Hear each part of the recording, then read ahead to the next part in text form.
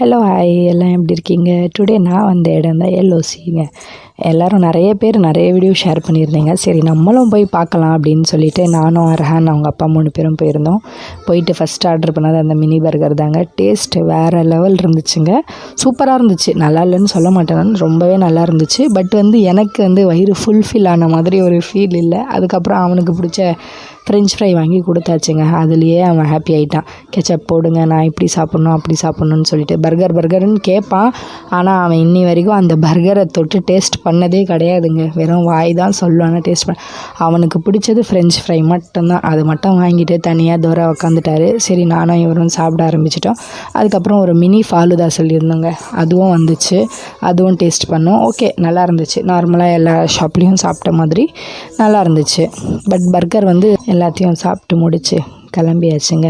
சூப்பராக இருந்துச்சு. நீங்களும் போய் ட்ரை பண்ணுங்கள். அப்புறம் நம்ம சேனலை சப்ஸ்கிரைப் பண்ண மறந்துடாதீங்க. Thank you so much.